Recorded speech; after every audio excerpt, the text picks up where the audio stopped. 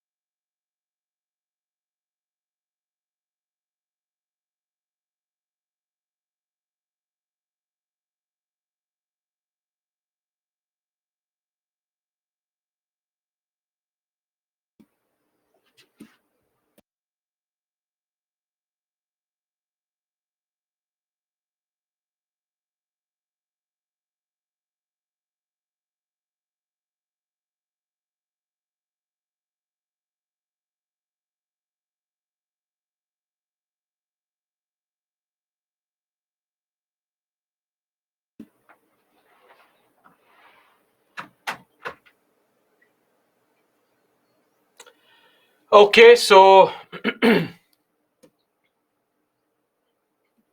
great, audible, and visible.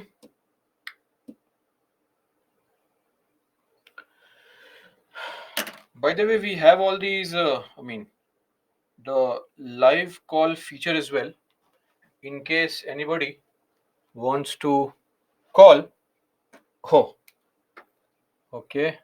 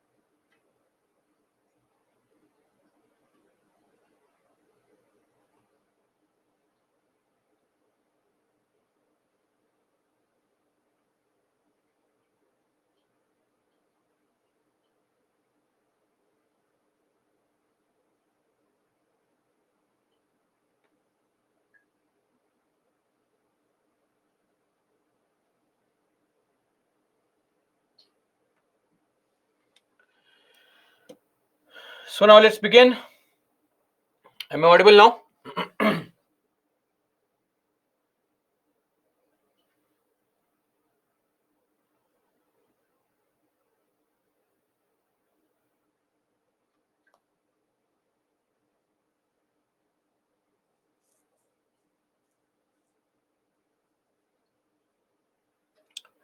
Okay. Khambapati, sir, any related defection laws in USA?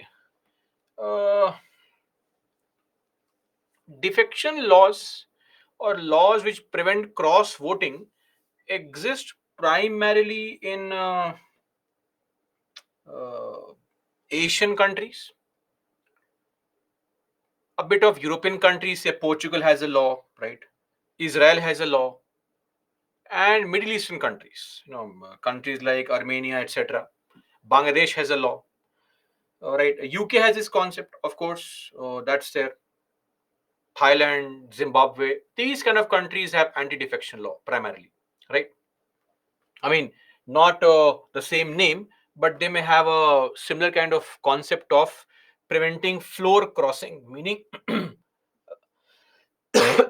preventing the MPs from voting for other party, right? So of course, India, Pakistan will have a law because it's a remnant of the British past. But beyond that, other countries which have laws, Sri Lanka has a law like this, right? So that's there. Okay.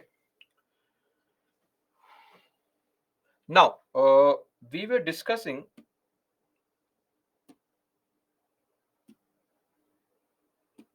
about the chapter Parliament And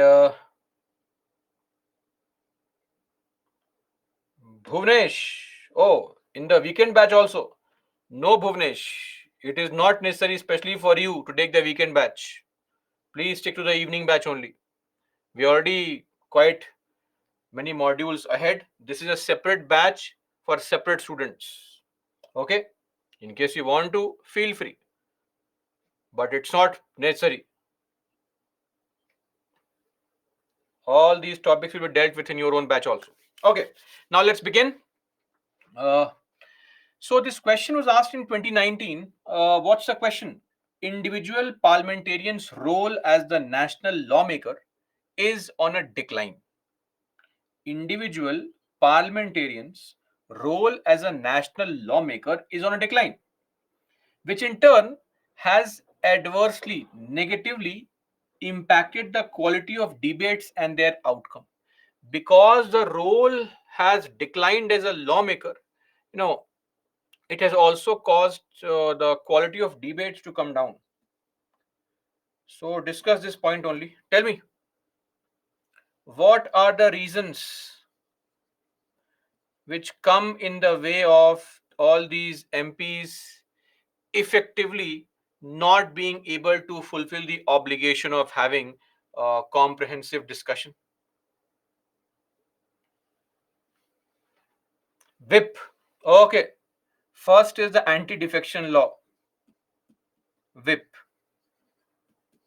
Tell me some other points.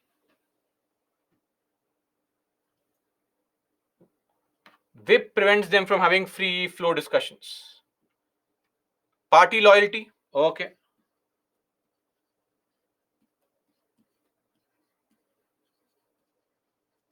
Then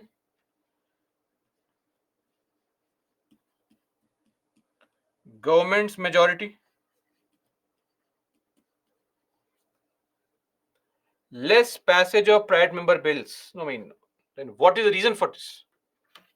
Ordinances. Okay. Use of ordinances. What else? Disruptions. What else?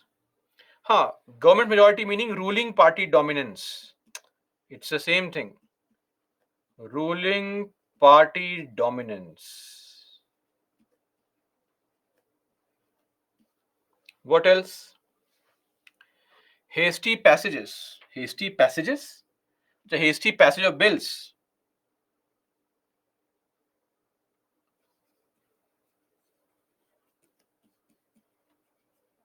Hasty passage of bills. What else? Presiding officer. Okay. Role of presiding officer. What else?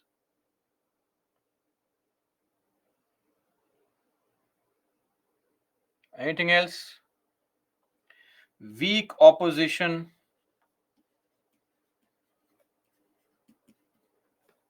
That is in terms of numerical strength. If they're very small as a group.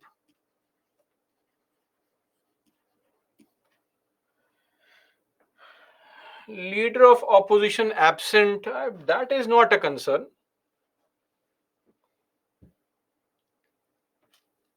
What else?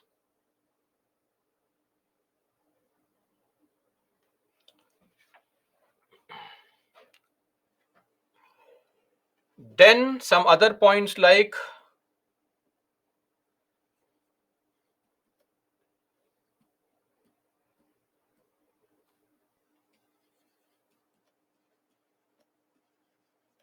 literacy levels,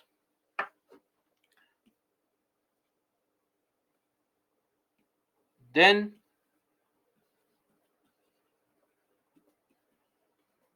technical knowledge, lack of technical knowledge. Okay, lack of technical knowledge on proposals and bills. Okay, criminal background can be one consideration. Increasing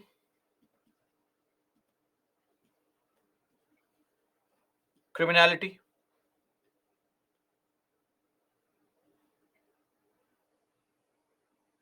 What else are reasons?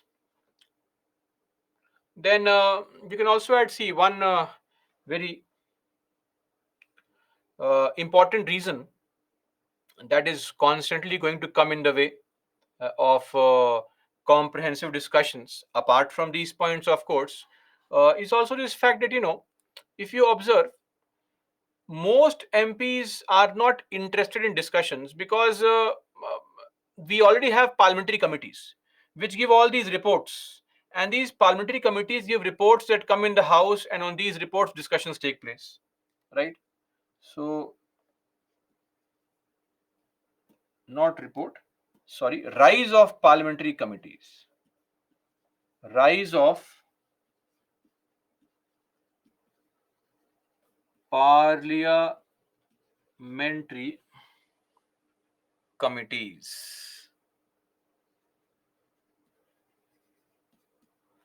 So all these are reasons. You can mention all these points in a 250-word answer. These are too many points to mention. Explain these points, mention these points, and in your conclusion, give a suggestion. That should be it. Clear? Reasons which you know the MPs face, which inhibit them from having comprehensive discussions on various topics. That's there. Okay. Now let's see one more question asked in 2021. To what extent, in your view, the parliament is able to ensure accountability of the executive? To what extent, in your view, the parliament is able to ensure accountability? So, in this question, firstly, tell me the tools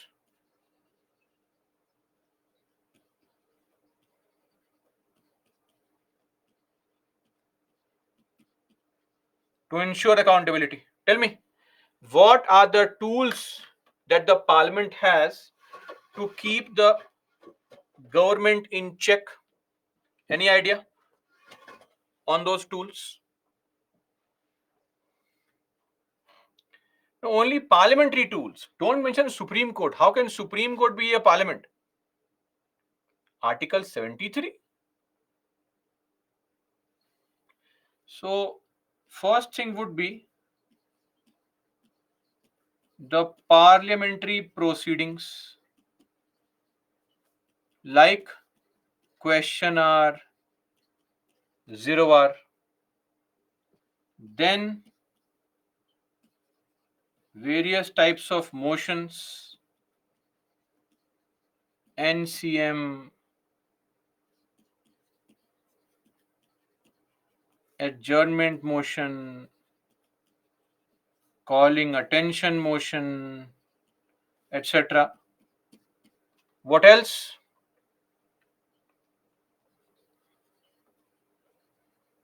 Debates in the parliament. Also,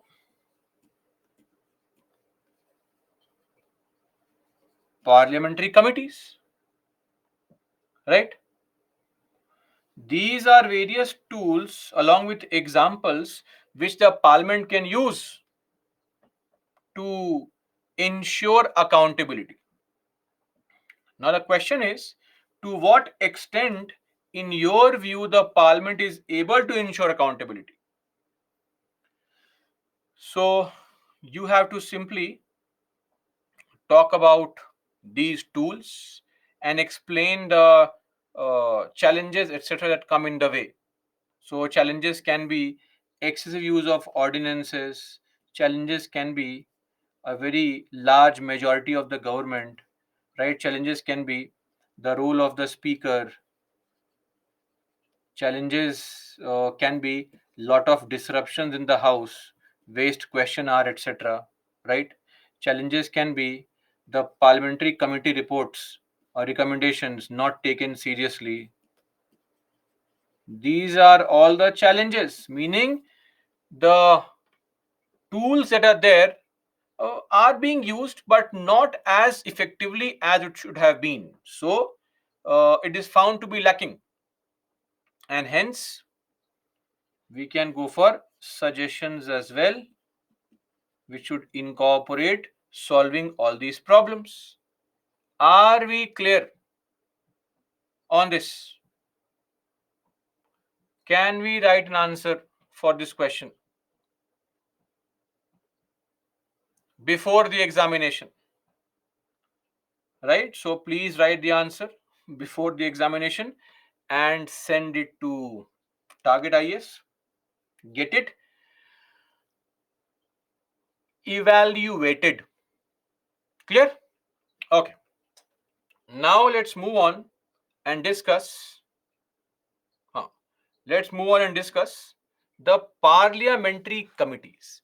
So, what are these parliamentary committees?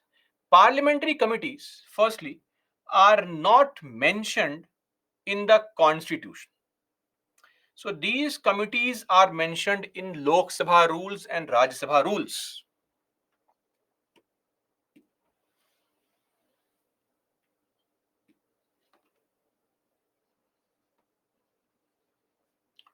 Rule number 253.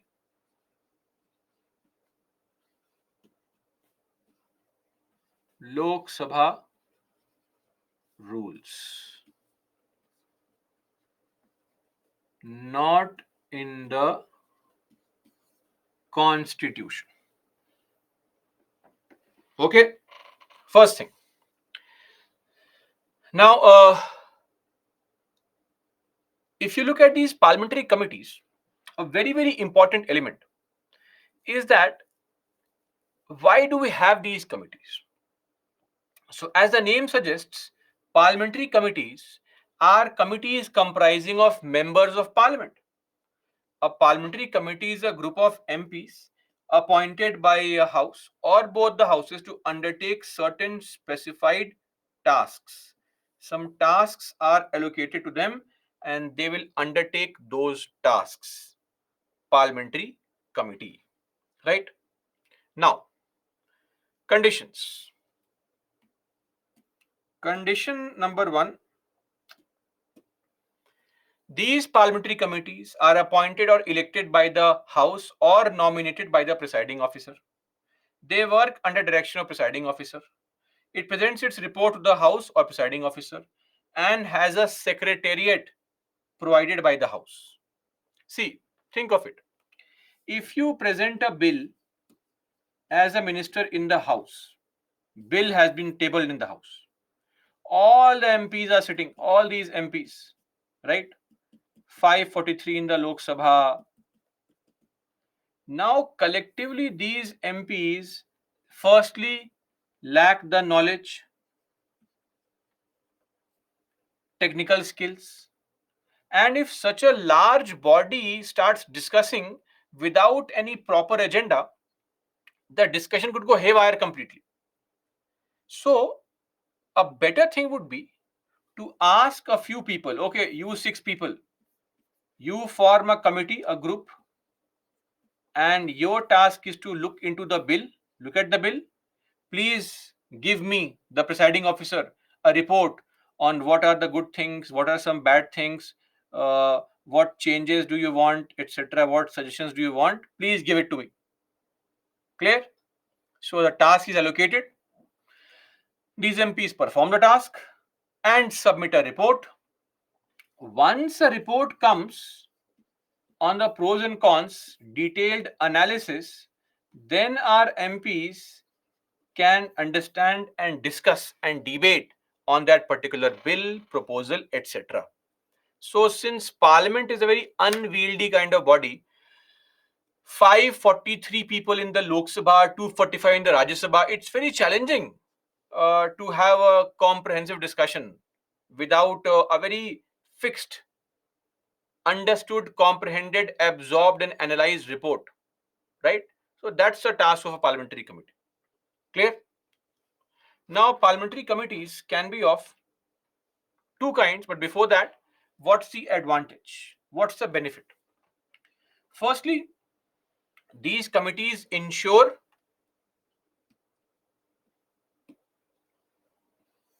a sense of accountability, accountability, accountability of the government towards the parliament,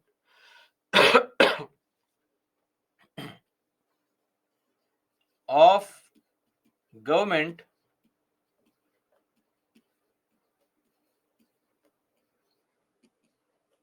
towards the parliament.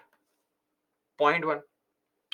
Second, it is free from party bias. Look at the meme also to help you understand. See, inside the parliament, the BJP and Congress MPs, sworn enemies, fighting. But outside the parliament, they have very friendly relations. And maybe in the parliament, in the Lok Sabha, in the Rajya Sabha, a BJP MP may not be able to criticize comprehensively a bill brought by a BJP minister. But in the parliamentary committee meeting, he or she is more free to criticize, raise concerns, questions on all such bills. That gives them that safe space to truly exercise their conscience and give their viewpoint. So it's free from party bias also. Then ministers can be kept in check. Ministers can be checked based on their performance. How? Every lot of these committees prepare reports, because committees also prepare reports on evaluation of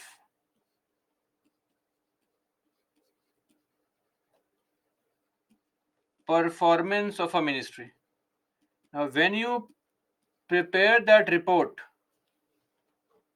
and table that report in the parliament, comprehensive discussions can take place on whether the minister's tall claims of doing great things are actually visible on the ground or not. See, every year, every ministry will publish some annual report listing all the achievements.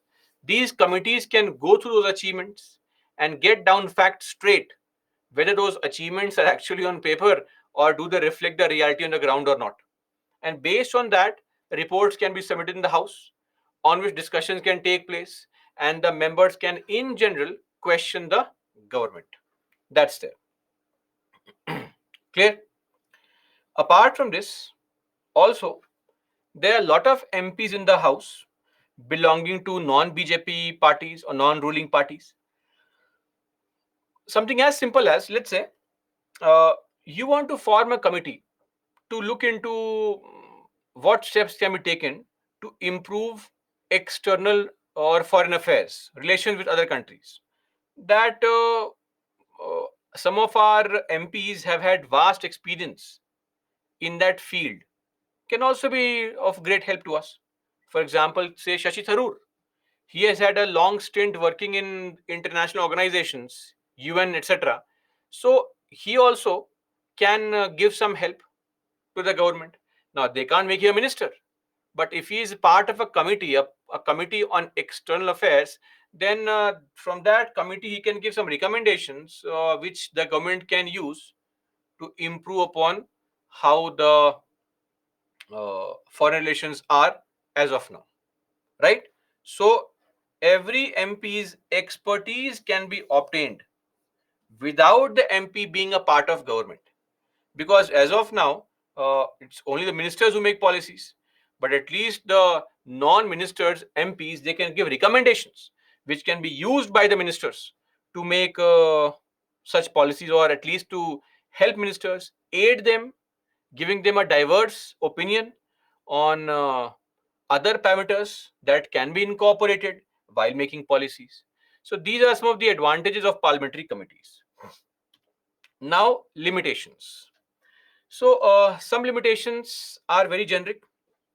These committees are not executive bodies.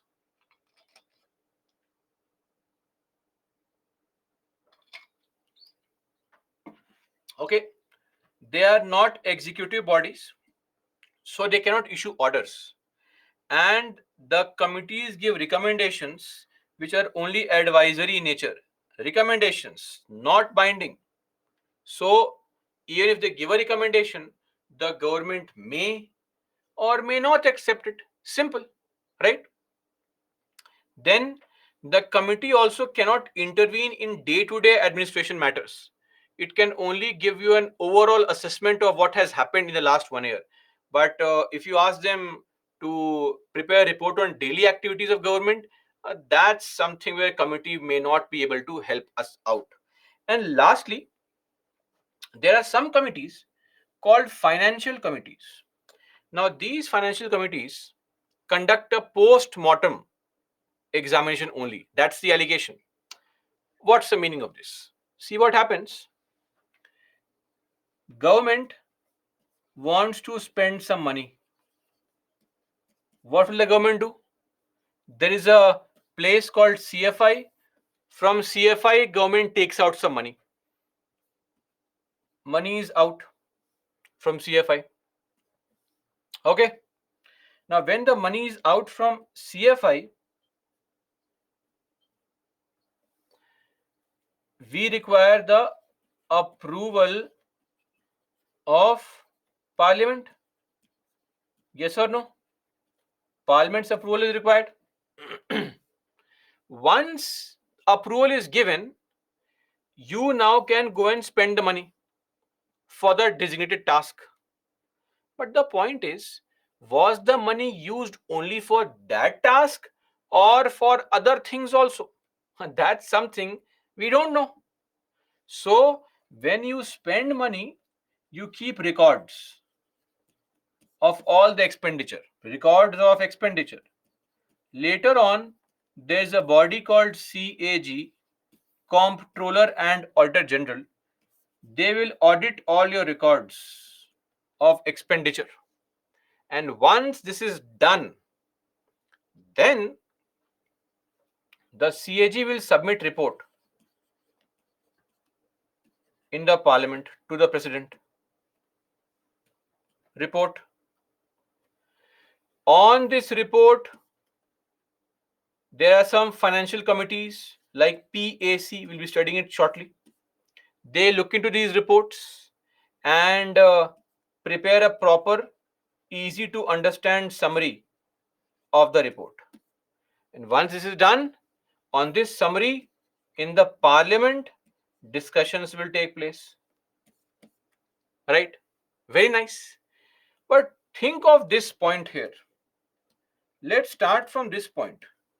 This point onwards, actually money has been spent. It's gone. Right? The money is gone. Now what you're doing here is something which is called post-mortem only, because the money is spent, it has been wasted.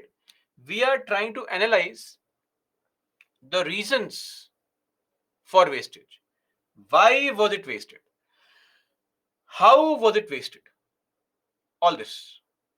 So it is not that we can undo the wastage of money. That is why these committees like PAC, we'll discuss what is PAC shortly, conducts only a post-mortem. That is examination of accounts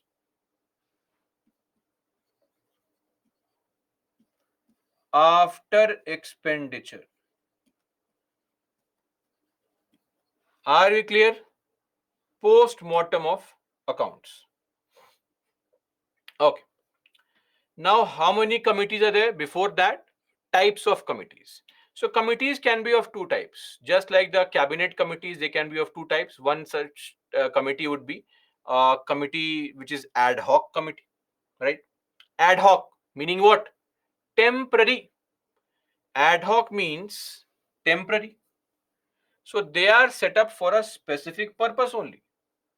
And once the purpose is over, they have given their recommendations, the task is over, the committee is dissolved. Okay. For example, take an example of this only. Every 5 years, or rather, a couple of years back, the government wanted to beautify the Parliament complex. Make it more aesthetic by installing some statues, some portraits in the Parliament complex. Now, which person's statue or portrait to install is also a very dangerous kind of activity, because in our country, uh, it's just shameful that there are some people who also try to replace Bhagat Singh's poster, right? If that is what we have come down to, then we are not sure where we are heading, right? So there are some people whose contribution is beyond questioning, and if we question their contribution also, then it's a very serious concern. But anyway, so it's a very important point whose statue to be installed. So for that, a special committee was set up, comprising of some MPs in the House, and that committee was asked that please give us a recommendation list of all the names of all those great uh, men and women in this country whose contribution is accepted by everybody, and their statues or portraits can be installed. Now, once the committee gave the recommendation list of names, the task of the committee is over. Committee was dissolved. Ad hoc committee for a temporary period for a very specific case. Second is a standing committee. Now, what is a standing committee? Standing committees are permanent committees. These are permanent committees, just like the standing committees in the CC, the cabinet committees in the form of CC. Standing committees are of six kinds. They are formed every year. Now, see, in these committees, membership may change,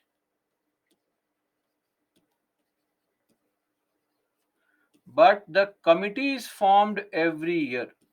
Membership may keep on changing. That's there. So, they are of six categories. We'll see these six categories. These are the six categories of standing committees: financial committee, departmental related standing committee, committee to inquire, committee to scrutinize, etc. These two committees are of concern to us. Other committees, no concern to us. Then, one more way to differentiate between committees is on a basis of membership. Membership. Now, if you observe, some committees are called joint committees. Why? Because they will consist of members of both the houses. Joint committee, like PAC, DRSC. We'll see shortly what these committees are. Don't worry. Then some committees are called select committee. What is a select committee? Committee which has members from one house only. A very good example is an estimates committee. This estimates committee members only from Lok Sabha. So Raj Sabha MPs cannot be members only in these estimates committee. I mean, is in this estimates committee.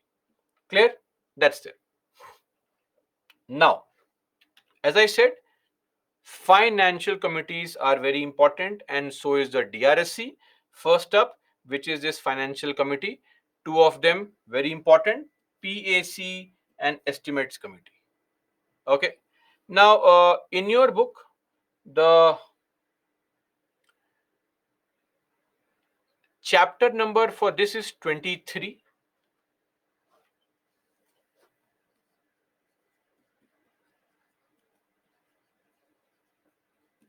Lakshmikant. Now, as far as chapter 23 is concerned, all these committees, these you may skip. See, the cost benefit is going to be very, very poor, because maybe one question in the prelims can be asked. But for that, the amount of information that you have to remember is going to be way too much. So focus on those topics from where questions are being asked or have been asked. That would be more appropriate. Okay. So now, standing committees, financial committees, First one, Public Accounts Committee, PAC. This is the oldest committee of our country, actually. This is the oldest committee. This committee was set up on the recommendation of Montagu Chelmsford reform. So, oldest committee.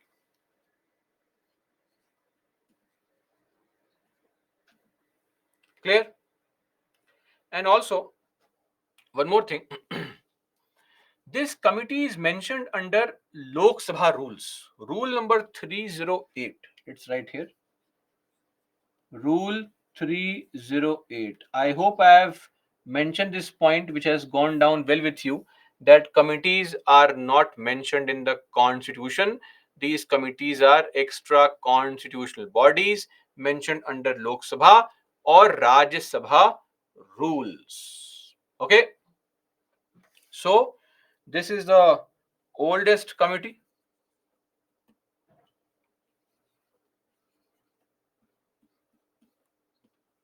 And one more thing, this committee, the chairperson is appointed by Speaker of Lok Sabha, and since 1967 belongs to opposition party. Clear? The chairman of the PAC comes from the opposition party, not the ruling party. And members are elected by MPs, system of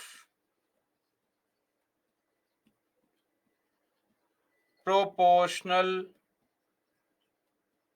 representation, meaning every party gets some representation. Ruling party members are also there, opposition party members are also there. One more thing,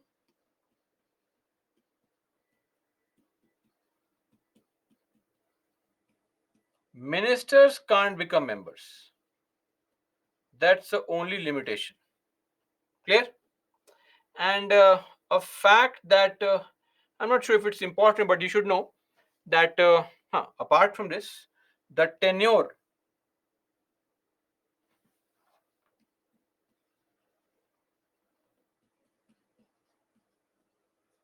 is 1 year of the members. So as I was saying, till 1954, this PSC used to be a standing committee, used to be a select committee only. Select.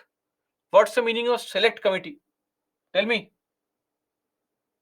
Without any reference, please tell me what's the meaning of select committee.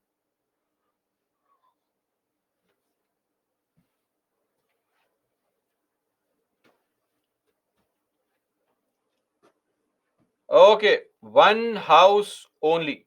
Great. So till 1954, it did not have members from Rajya Sabha. It had members only from Lok Sabha. Oh, Krishna and Karan, I think there is a slight confusion here. Members not from Lok Sabha, from one house only. It does not mean only Lok Sabha. If a committee has members only from Rajya Sabha, that will also become a select committee. Clear? Okay. In 1955 only we had Rajya Sabha also getting a membership here. So this has been there since 1955. Clear? So that's there with respect to the standing committee on public accounts. Now, what's the task, the function of this committee? This committee's function, very simple. Examining all the what is appropriation? Any idea? What's the meaning of appropriation?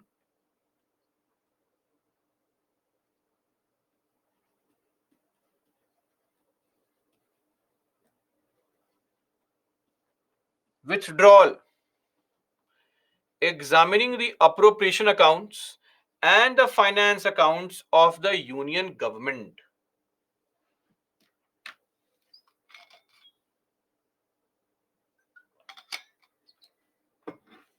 So, all those places from where money is being taken out and is being spent in the country, appropriation, and the finance accounts, every kind of account which has some financial transaction, taxation, putting in money, taking out money, all such things.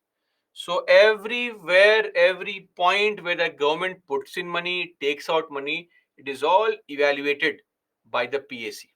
So basically, the idea is it evaluates the government's expenditure, and that is why the chairman belongs to the opposition party. Secondly, as I said, now in your governance classes, you'll be discussing about this person called CAG. Now, this CAG, Comptroller and Auditor General, the task of CAG is to audit the government's expenditure, meaning evaluate the financial transactions of the government. But CAG comprises of CAG himself and also IAAS officers, Indian Audit and Account Service officers. Now, these officers are people who they were not auditors, but over the past 30-35 years, they have been trained into this audit. And that is why the reports of CAG are not very easy to understand for our members. That's one big problem.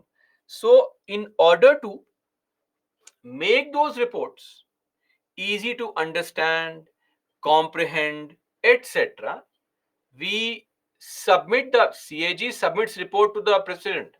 President tables the report in the parliament. Parliament sends the report to PSC. PSC will make a summary gist of the report in simple language and table that report in the parliament, and then parliament can now discuss on that particular report. Right? So this is the flow of events, and we actually use this phrase that CAG is the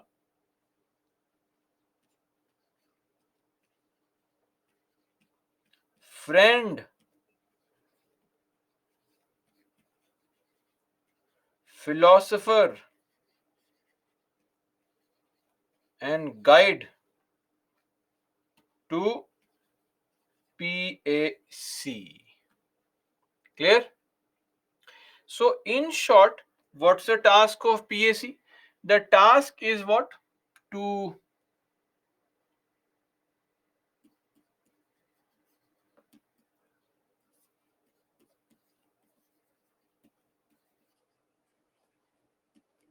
discover or also expose two things: any legal or technical irregularity. Legal or technical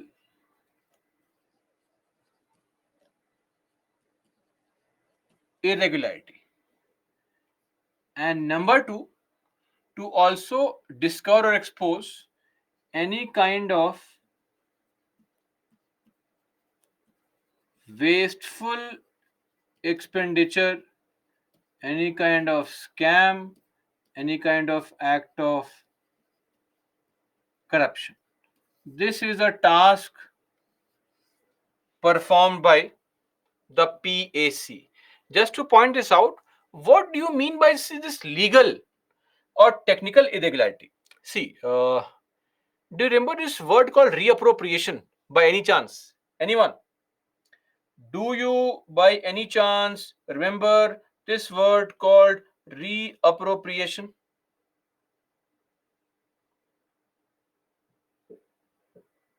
No? Nobody? Are we all awake, alive, breathing?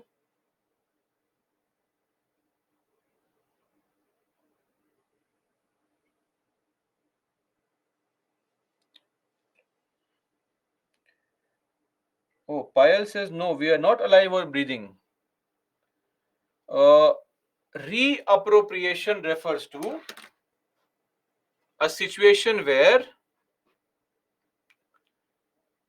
when some money needs to be transferred from one department, one head to the other, then we need the parliament's approval. Please look at the slide on budget. Don't know, sir. You should know, madam, because we have seen this word reappropriation in the budget chapter where we discussed about the important terms. Reappropriation means shifting money from one head, one department to another. Now, think of this. You have been given 100 crore rupees to spend on scheme A, but because of efficiency, you were able to perform this task in only 80 crores. You have saved 20 crores. Now, what to do? So, of course, you say, sir, we can use the 20 crores in some other area. Yes, you can, but for that, you need the permission of the what? Parliament. Again, that's called reappropriation. Now, let's say without taking the due permission, you are using money meant for some other thing somewhere else. There's nothing wrong in this. Nothing, no act of corruption. But it's a technical problem that we had allowed you permission to spend money on scheme A. How the hell are you spending the same money on scheme B? So this is more like a technical irregularity than some act of corruption. So these things also should be maintained, that we do not, use funds here and there. It creates confusion.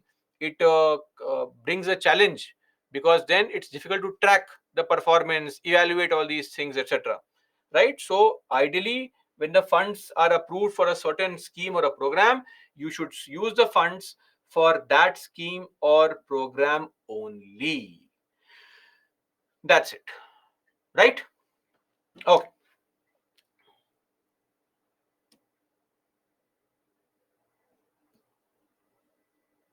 The committee members from ruling as well as, yes, Parshuram, committee members come from ruling as well as the opposition parties. Are we clear, everybody, on what is PAC?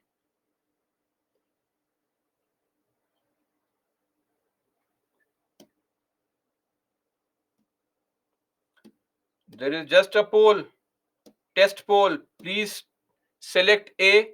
I just want to see how many of you are still awake. Test poll, please mark A.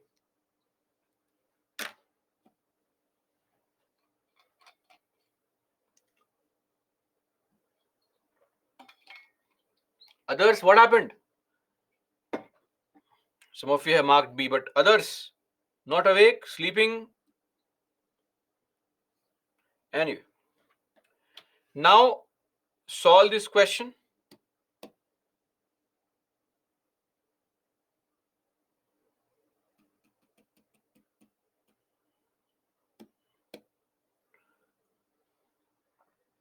Please mark the answer.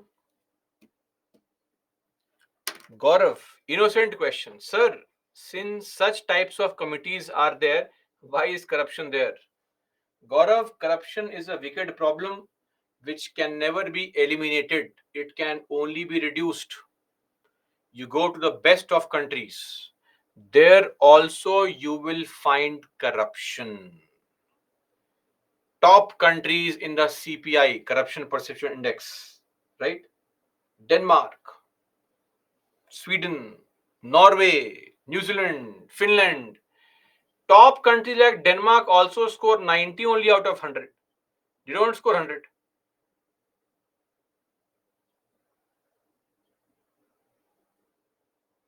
Okay. A lot of you got this correct. The chairman of the Committee on Public Accounts is appointed by the Speaker of Lok Sabha. Absolutely correct.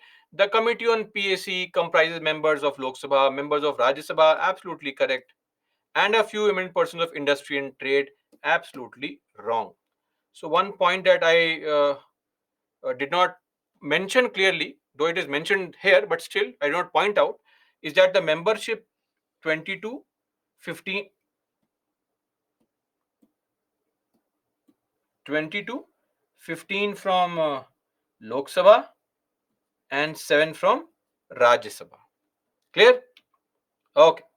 So one is right, two is wrong. Persons of industry and trade not there. A one only. Okay. Now the estimates committee. Dinesh, sir, you just started the class. We started, mind you, 10-15 minutes late.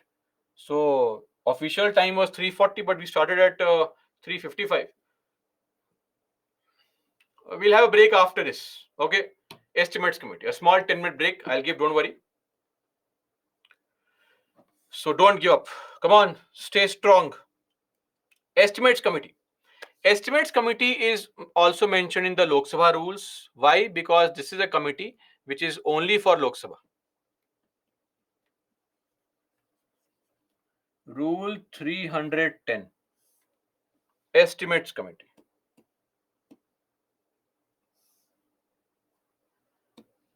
Now, this committee was also set up in 1921, but after the PAC. And as I said, this committee has members only from Lok Sabha. So what do we call this kind of committee? Tell me. A committee which has members only from Lok Sabha. What is the name of this type of committee? Of course, this is a very good select committee. Great. Anshika, Dinesh, Kambapati, Anuranjan, Krishnan, Karan, Niranjan, Panyala, Payal. Sidhya, sir, why students fail in this exam even they had studied too much? Sidhya, you'll be surprised to know that those who study too much will rarely fail. They will pass. If not this year, next year. If not next year, next year. Right? They will. People don't study and that's why they fail. As simple as that. And yes, for some, there will be some luck factor also. That's there. But for most students, the reason is that they simply have not put in the effort required. Maybe you had certain weak areas, you should have polished those weak areas, you did not. That's a primary problem, right? So 10, 11 lakh people fill up the form, but 5 lakh only come for the prelims. Of that, handful of students get selected. So I'm not saying that only 13, 14,000 people are meritorious. Around 20, 25,000 people are very good and they're studying sincerely. So that's the real race actually. Don't think your competition is with 55 lakh people. Most are not serious. Even amongst you here, a lot of you are never revising.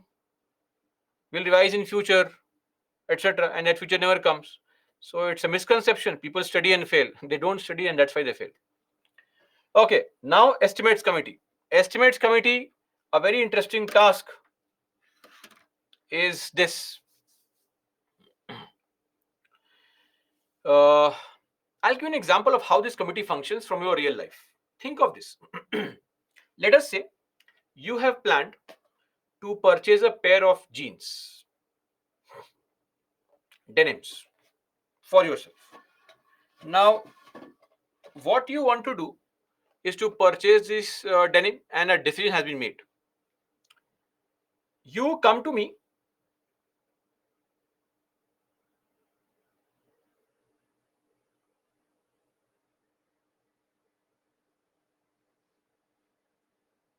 You come to me and then ask me that please help me out.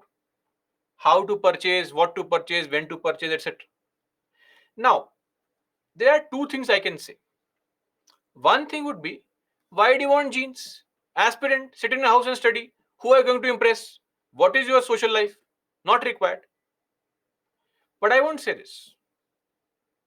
You have decided to purchase jeans, that's final. I am not questioning that. I will now give you suggestions on how to purchase the best possible jeans with the least amount of money being spent. So I can give you suggestions like, listen, go to that mall, or not right now, wait for 5 days, some sale will come, online, offline, whatever, or purchase from there, etc. Purchase from that company, etc. My point is, I want to give you a suggestion, not questioning your decision.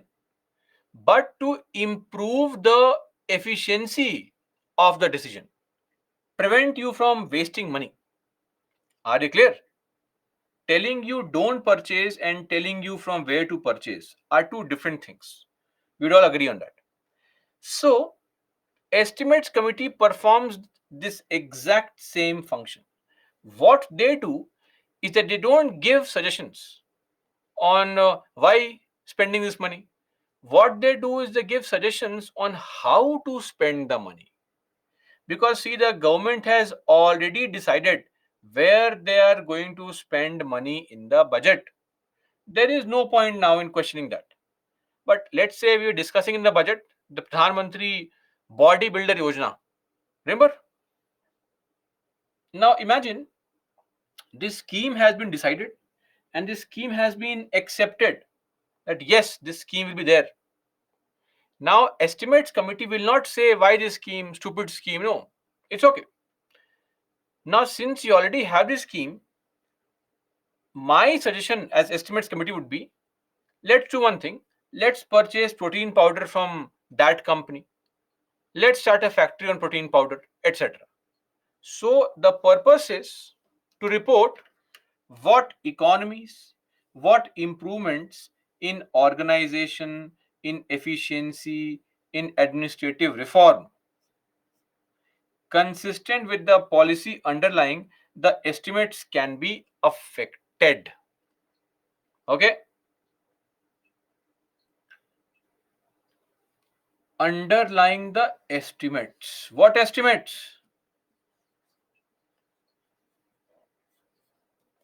Budget estimate. So when the government has planned to spend all this money in the budget, this committee gives recommendations how to improve the quality of expenditure, judicious expenditure, how to reduce wasteful expenditure, utilize money to its fullest. That's the task of this committee. Second thing is to suggest alternative policies in order to bring about efficiency and economy in administration. To suggest alternative policies to ensure that there is some kind of efficiency and economy in administration, money is being spent properly, it's not being wasted at all, and also to examine whether the money is well laid out within the limits of the policy implied in the estimates. So when you have received some sanction from the parliament to spend money in the budget, is that money there? Will that money be sufficient, or will that money be too less? All these things are looked into by this estimates committee, which comprises of what? Comprises of all 30 MPs from Lok Sabha, elected via proportional representation, meaning every party has some members here. One very important thing, the chairperson of this party is from the ruling party, is of this committee is from the ruling party. From ruling party. Clear? And also this person is appointed by the speaker. Clear? So members elect from amongst themselves some people. So some MPs from BJP, some MPs from Congress, some from Trinamool Congress, DMK, etc. Collectively looking into how and what suggestions can be given to the government to improve their expenditure throughout the year. And this committee is also known as, also called,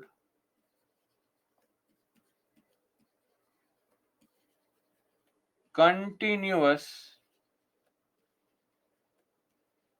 economy committee. Okay, so these are the tasks performed by this committee. Why it's called continuous economy committee?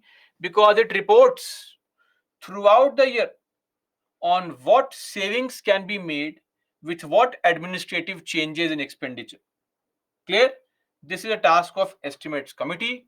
And what are the issues? Issue number one: once the budget has been approved by the parliament, only then does the estimates committee get to examine the budget. So now they cannot suggest any changes. They have to only suggest ways to reduce expenditure within the framework of the budget. It cannot question the policy. The policy making is the task of government. So this estimates committee cannot question this policy as wrong or right. It can only tell you how to implement that policy. Then recommendations are advisory in nature. The government may not follow it at all. Now think of it. Every year, government has 50, 60 ministries. Ministries have 5, 6 departments. So almost 300 plus departments, divisions, etc. This estimates committee has 30 MPs only, and that too they are from Lok Sabha. That too they have to attend sessions of Lok Sabha. They have to go back to their constituency to help their people also, question the government also. All such things. How do you expect them to perform the function of giving recommendation to all the committees, to all the departments, all the ministries? So of course, this committee is only able to handle a minimum of roughly 10, 12 ministries, departments every year. This again is a limitation that it examines every year only certain selected ministries and departments due to paucity, lack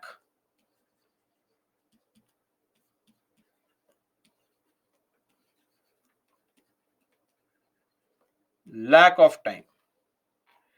Then it also lacks the expertise, assistance of CAG, which is available to PAC. So PAC has the advantage of getting the CAG's help. Remember, CAG acts as the friend, philosopher, and guide to the PAC, right? But the same expertise is not available to the estimates committee. Clear? That's all as far as our committee system is concerned with respect to estimates committee. We are done with the estimates committee. Now, the most important committee is the DRSC, departmentally related standing committees. There are 24 such committees and mentioned under Rule 331 capital C, Lok Sabha rules. Let's do one thing. Let's take a quick break, just 10 minutes. Come back at 5:05, and we'll then continue our discussion over the next 35 minutes. And then we'll take a break at 5:40. Okay? Break, please. Be back at 5:05.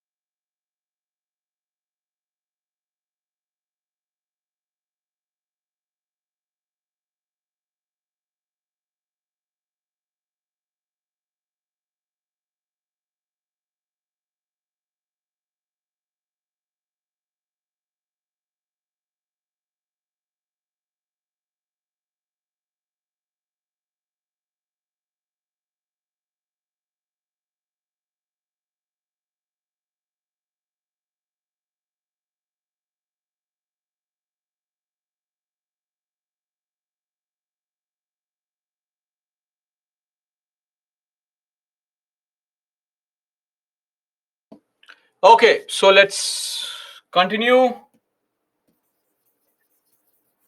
with our discussion on the DRSCs. Doubts? No doubts. Great. Satish, yes. Two of the financial committees are important and we should know them. Every piece of information about them must be mugged up.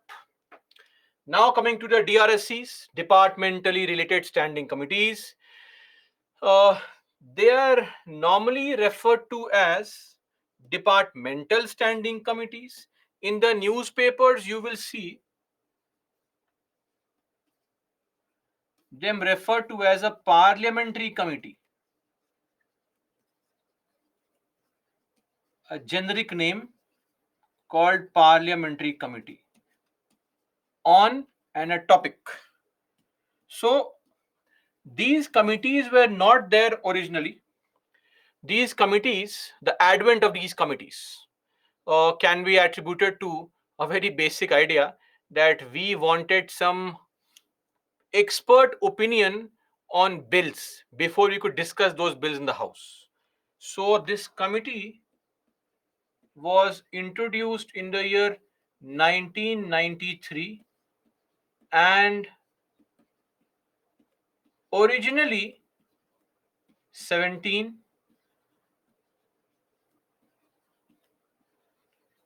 currently 24. This is the situation as of now. Look at the names of these committees. Don't they sound like ministries? Parliamentary Committee on Commerce, Parliamentary Committee on Home Affairs, Parliamentary Committee on HRD, Parliamentary Committee on Defense, etc. So I hope now you understand. If a bill is brought by, say, the Labor Ministry, that bill is sent to the DRSC on Labor or the Parliamentary Committee on Labor. Did we understand this concept now? Tell me, please. Yes or no? Also, in case of budget, the budget is a comprehensive exercise. If the budgetary part is of, say, energy ministry, then that part of the budget is sent to the Parliamentary Committee on Energy.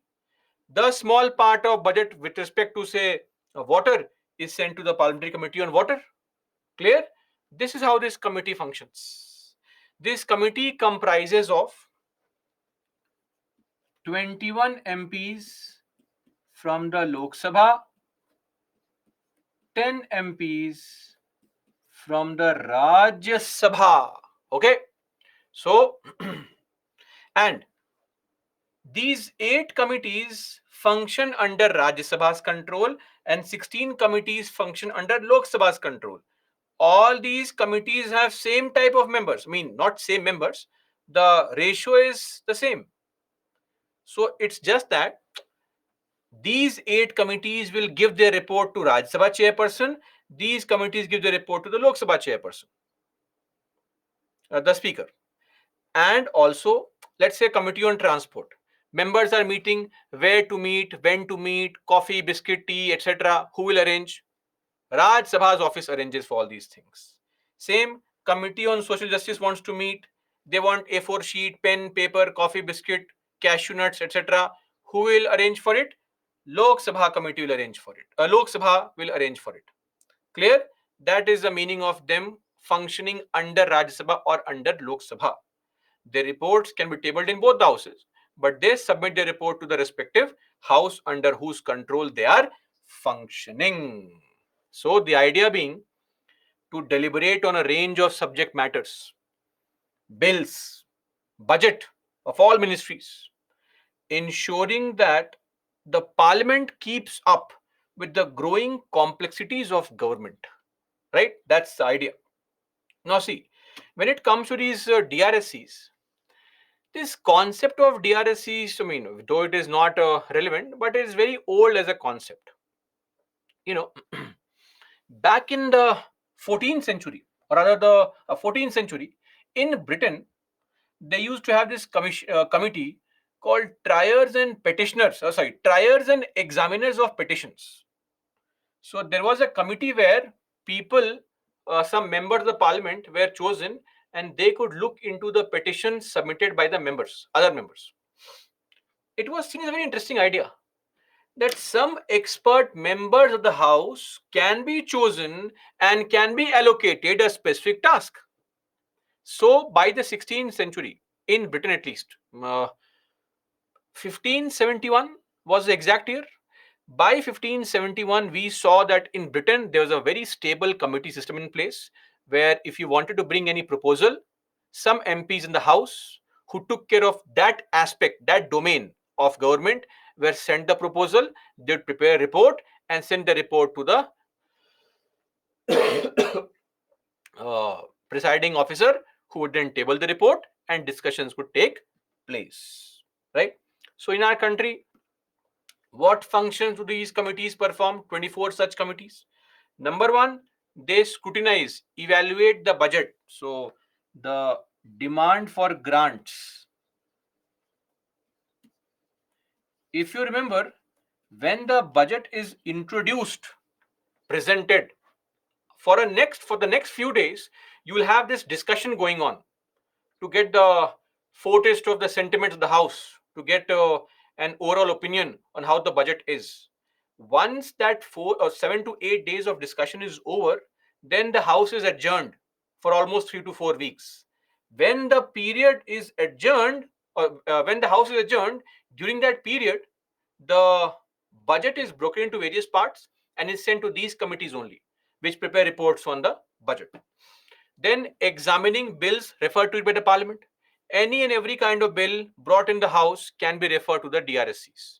Now, it is not mandatory. Let me tell you, it is optional. If the members insist and the presiding officer agrees, then the bills can be referred, sent to the what? To the uh, parliamentary committee. Then see, the government constantly comes out with their long term policy document, their vision document, action agenda, all such things. Like in your life, there's a long term vision that after 5 years, I would have had become a very important district magistrate with huge fan following, right? And I would maybe getting married with a very nice, loving spouse who could also be a district magistrate, the par couple, right? I would be achieving great success in life. That could be your long-term goal. So every ministry also has a long-term vision on what it wants its ministry to achieve in the next 5 years, 10 years. Long-term basic policy documents. These committees review those long-term basic policy documents also, right? And then, as I said, every ministry, every department has their annual publication of the great things that they have done. I mean, great things that they have done, the list of achievements. So this particular DRSC also considers, evaluates, looks into those annual reports and can prepare their own reports and give recommendations on what has or what has not been done by those committees, by those ministries. Clear? Functions. Now, coming to problems. So, see, as you can understand that the real advantage, if you ask me what is the benefit, the real advantage of these committees is expertise. The recommendations that they give are based on expert advice of the MPs who are experts in that field, and this also helps in enlightening our MPs to prepare them for informed debates. Clear? The reports of these committees are reservoirs of authentic information. Exhaustive reports are prepared, and that contains information which can enlighten the MPs with a gamut of information on the government's activity on defense, agriculture, commerce, healthcare, etc. So this is basically a reservoir of information for the government. For the MPs, which will help them perform their task of holding the government accountable to the fullest. Now the problems. Point number one. So we can say that yes, experts are members here, but let me tell you frankly, largely membership is also based on seniority in the party. So membership is based on political consideration like seniority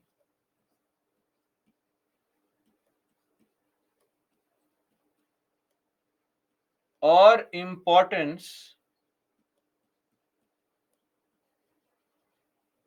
in the party. Number two, attendance is very, very poor, right? Why? Because of common membership, and hence the meetings are also irregular. These two problems are because of two reasons. Number one is that you will find there is common membership. Now think of it. How many DRSCs are there? 24. Each DRSC will have how many MPs? 31. 744. But we only have 788 MPs, right? So the problem is, out of these 788 MPs, around 70-80 are ministers only. Leave them. Ministers can't be members here. So remaining, not all are experts. So you will find that there's a lot of duplication of members. Some MP can be member of multiple committees. Now, if I'm a member of this committee and attending a meeting right now, of course I will not be able to attend the meeting of other committees. So that's one reason for irregular meetings, etc. Second reason is also that see, my role as an MP is twofold role. One, when the session goes on, I sit in the parliament and question the government. Second is when session is not there, recess is there, I go back to my parliamentary constituency and work for my own benefit. Work for the benefit of my people. Those two roles are there. So I have to also meet the social obligation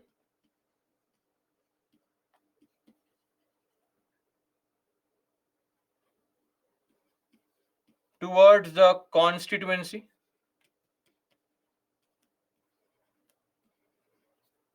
because of which I don't have time. Is the audio clear? But then why is am I clear, guys? But Balu, voice is audible or voice is not audible? Of course, why would you write voice is audible otherwise? But you have mentioned voice is audible.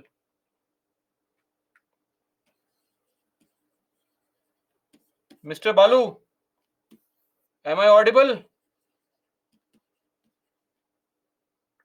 Oh, achha, now it's audible. Okay.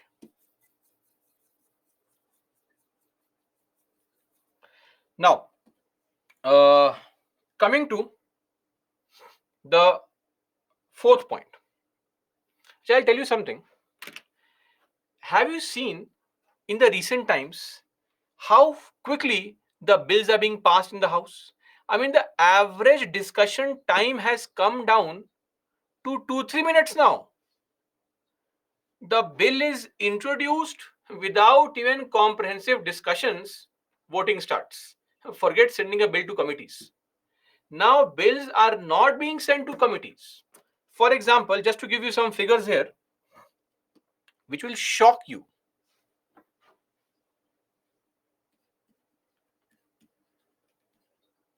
14th Lok Sabha, 15th Lok Sabha, 16th Lok Sabha. 14th Lok Sabha was 2004 to 2009. So this was 09 to 14, and next we had the first Modi government, 14 to 19. Now we have the 17th Lok Sabha.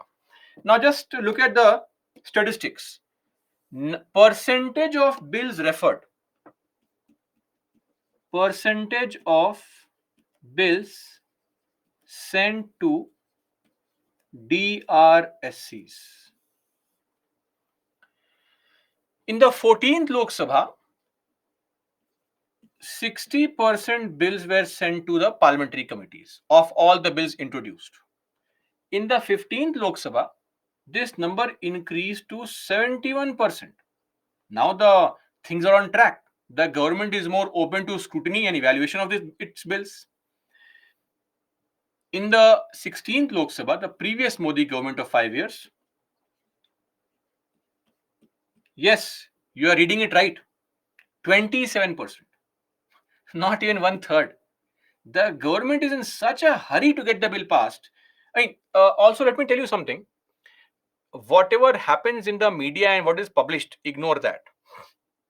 See, the reluctance of the government to present these bills in the parliamentary committee is not because of ideological differences, but because of the belief that sending a bill to a parliamentary committee just wastes time, right? It's largely due to ignorance or the inaction of ministry. They simply have no interest only. They feel we have made a policy, we want to implement it. Why to waste time? Which is a wrong way of governance. See, whether the bill you have made is amazing or not, let the MPs decide, right? Because I tell you something, if a bill remains unexamined by the MPs thoroughly, not discussed thoroughly, the perspective of the stakeholder, consumer, is not there. And unexamined bills remain just a bureaucratic tool, a bureaucratically conceived legislation, is what we call it. It is just a bureaucratic exercise, nothing beyond that. There is no sense of ownership. You have to understand that when you send bills to these committees, it adds value to the content. It provides a sense of ownership of bill to the members also. This is my bill, a law meant for all of us, right? So that should be there. So sending bills to committee is extremely important. Now, the last point. One more thing. I'm not sure if this is the sheer arrogance of the bureaucrat or some other genuine limitation. But even when these committees give recommendations, they are usually never accepted by the government. Maybe I don't even feel that the government has some time to read the bill. I mean, the government meaning here the bureaucrats largely, because as bureaucrats they feel, oh, I have studied too much, I know too much. Maybe because to give an example, DRSC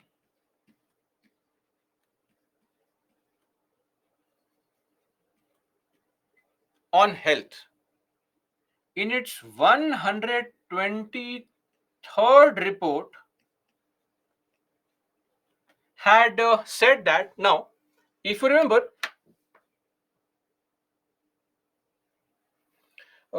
during the uh, COVID pandemic, the government was clamoring to have more ventilators, but very soon we realized that it was not ventilators but oxygen cylinders which were needed more. That was the need of the hour. And I'll tell you something which is uh, hilarious to know. The DRSC on health, in its report, had actually given this exact same recommendation: increase the availability of oxygen cylinders. And this exact recommendation was simply sidelined, ignored by the government. And Of course, the result was a loss of lives of a lot of people, near and dear ones, just because some bureaucrat thought, oh, I'm too elite, too educated to get a recommendation from some random MPs. That's there. right? So these are some of the problems. Because of majority also, yes, Bal, that's there. If the farm laws were sent to committee, then maybe we would not have seen such a long protest and repeal of some necessary reforms. That's also true. Though, interestingly, farm laws, Article 370, such kind of bills, etc., were never referred to any committee. And that also created a sense of distrust in the mind of politicians. But yes, I mean, farm laws, some provisions of it were actually very, very good, much needed provisions. Sadly, things could not be conveyed in the same fashion, form, and manner that the government may have planned. Right? That's there. Krishna, but sir, to decide whether the bill should be sent to DRSC is totally dependent on the presiding officer. Yes, yes, totally. The presiding officer can simply refuse. Right? Dinesh, is bill first discussed in Parliament and if needed is sent to DRSC? No, Dinesh, it can happen simultaneously also. You can discuss first in the Parliament, right? Or you can send the bill to committee first and then discuss. So there is no order. It depends. If the bill is too technical, then the MPs themselves say first you send the bill in the parliamentary committee only. If the bill is of a general nature, then they would prefer discussing it in the parliament only. Uh, just one of my teacher who was member there, being an expert doctor, used to tell us how government ignored. Yes, that was. Though I have to also add that the central government and the state governments during pandemic did perform very well, right? Thanks to bureaucracy also, that we did lose lives, but in a country with such crippled infrastructure, we were we were able to limit the loss of lives. Was an achievement in itself compared to some Western countries. So that was all thanks to the efforts, and also, frankly, later on, people realized the importance of you know uh, the safe distancing norms, etc. Though it was being flouted, but still, right? So that was there. So in that sense, yes, where it is due, we should accept the fact that the governments across the country, every party, did perform pretty well, reasonably well, to restrict the or minimize the damage that was caused. That is it. Indians have high immunity. That is something which we may have created on our own. I don't see that as any kind of scientific proof that we had high immunity. But yeah, anyway, that may have been a case. Who knows?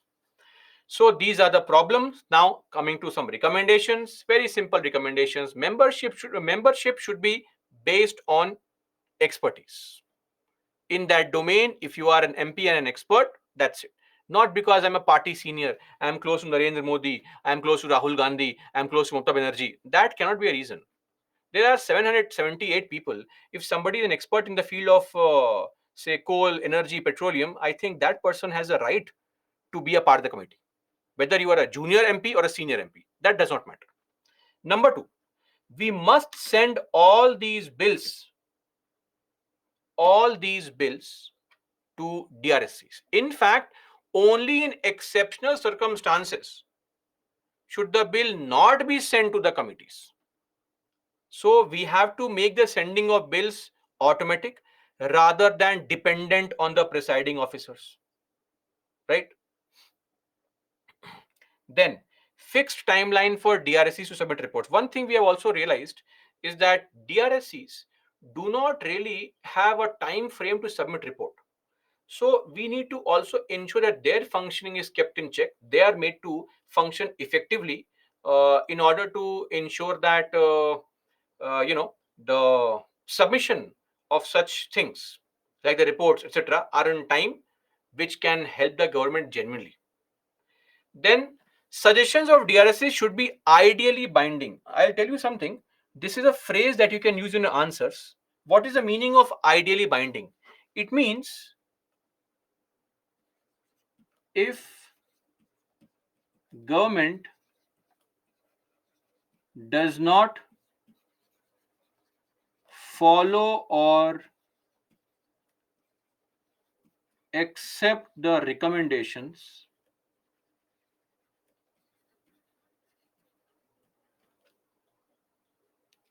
then reasons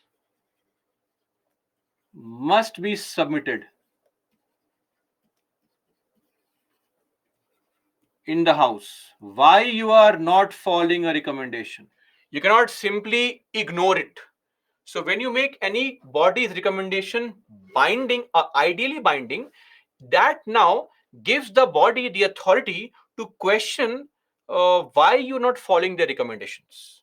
Makes the government answerable. At least now you'll have to read the recommendation and find some excuse for it rather than simply ignoring. Clear? And then one more thing is inviting outside experts. That can also be done. You can invite experts from the private sector, especially, who can give their opinion, point of view on those bills. Beyond that, people also say that the idea should be that during recess we can have some virtual hearings or virtual meetings amongst members. Recess is a good time.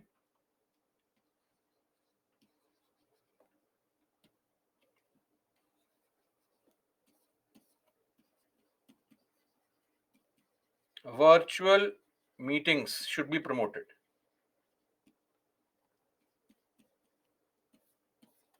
Right? This will also not come into conflict with the problem of MPs either trying to not fulfill their obligation by sitting in the parliament during the session, nor will it also compromise on their work towards their constituency. So that can also be done, right?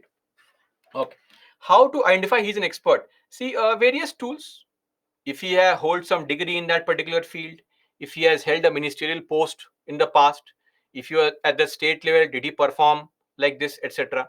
So if you have been a part of that particular thing in the past, or you have some kind of study degree association with that particular field on area of work, or you have something to prove that, see, I have been doing this in my constituency, that could be a sufficient metric to measure expertise. We can't have an examination, but that can be a measure to find out expertise.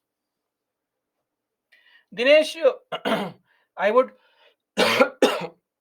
ask you to resist yourself and also desist from giving these recommendations. Why Supreme Court only, sir? You tell me, why do you want Supreme Court's interference? Because Supreme Court is not the body which is elected. So we should also develop this respect for our parliamentarians and not over rely on Supreme Court, because Supreme Court judges are not experts in every field. So if you invite their interference everywhere, let me remind you, we'll only be transferring the dictatorship from one body to the other organ. That's what will happen. So separation of powers needs to be maintained. No interference in policies. Supreme Court's expertise lies in interpreting the laws. That's where they should remain. Okay. More on this when you study judicial activism. Nikhil, all of this ideally depends on a strong opposition, which is absent currently. That's true. That's true.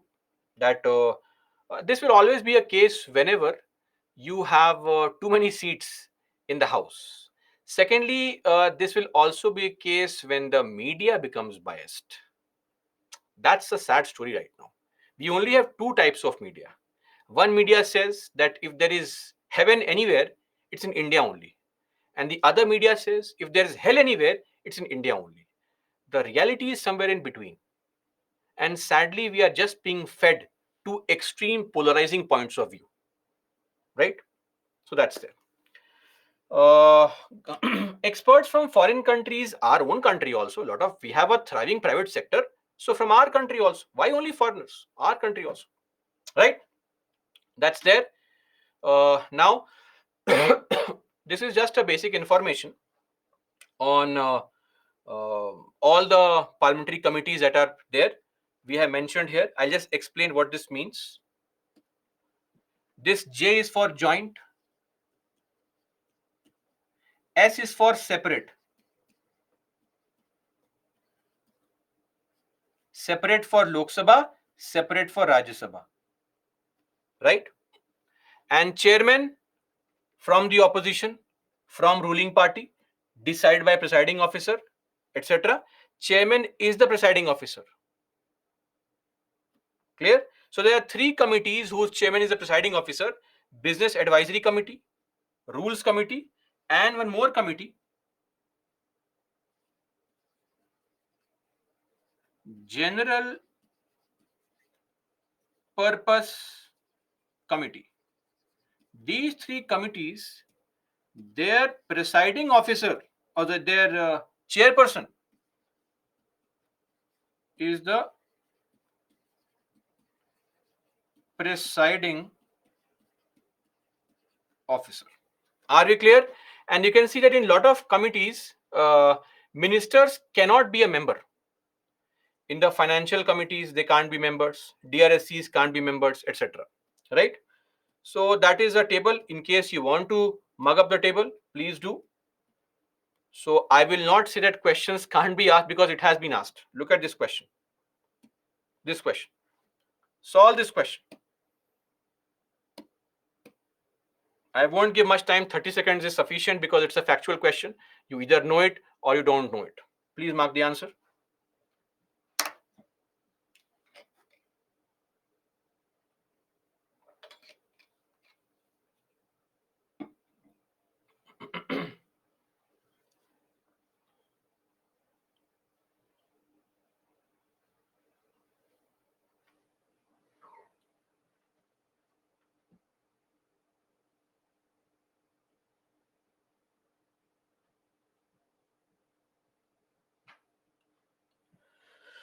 So, Committee on Public Accounts,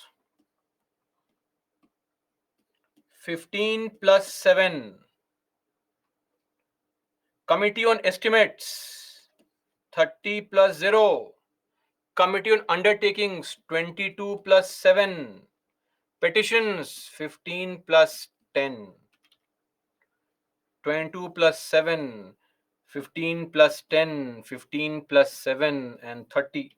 So, B is the answer. Solve one more question.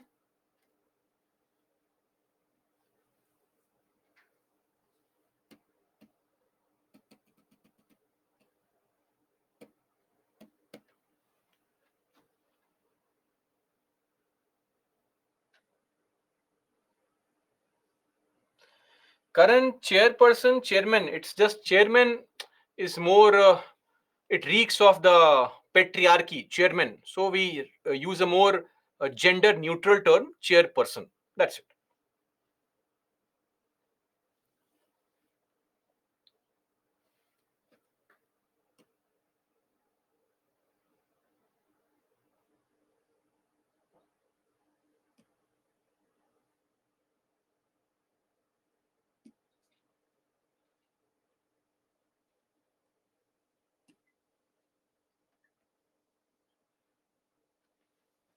Okay, so this question is based on a simple idea. According to Constitution of India, it's the duty of the President to cause to be laid before Parliament which reports? Reports of all the constitutional plus what kind of bodies? Statutory bodies. And according to the Constitution, there is no PSC in the Constitution. So we have the Finance Commission, CAG, and NCSC. These three are constitutional bodies. Every constitutional body submits its report to the President, who will table these reports in the Parliament. Cause to be laid. Present. Table. Put. Submit. Whatever you want to use. Clear?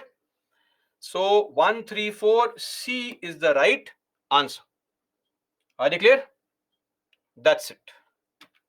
We are done with the parliamentary committees. And a simple question asked: do department related parliamentary standing committees, DRSCs, departmentally related standing committees, do DRSCs keep the administration on its toes and inspire reverence, respect?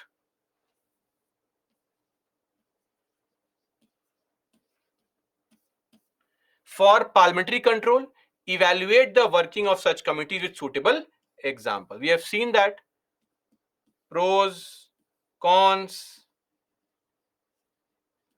suggestions, functions they perform, some examples, everything needs to be mentioned. Are we clear? Everybody, please say yes or no. Okay, great. So that's it. We are done with our discussion on the parliamentary committees, which completes our topic Parliament. Now we'll discuss the state executive. No, Dinesh, that will be a very harsh conclusion. DRSCs don't really have any power. No, no, no. These are committees. They should not have power, firstly.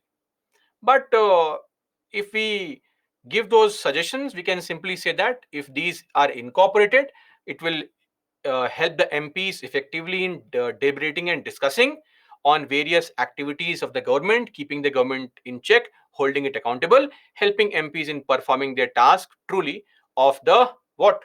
Protector of the people of this country. That's it. We are done. Let's take a break now.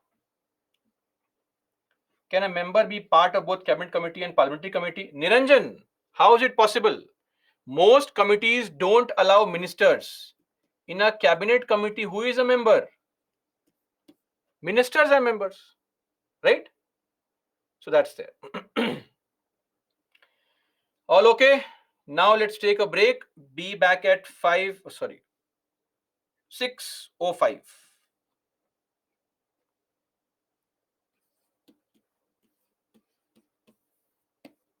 Break, please. Leaderboard, we had 4 questions. Vanita, Sushanta, Muskan Shamsuddin, Kambapati Ravivarma, Jayantpal, Parshuram, Anuranjan. 4 correct. Shravan, Vedant, Gaurav, Sherlin, Apurva, Shahid, Akshaya, Lindsay, Malvika, Paulos, Niranjan, Balu, Sai Krishna, 3 correct. And then we have Anshik and other people with 2 correct. Okay, that's all. Let's meet at 6:05. Break, please, guys.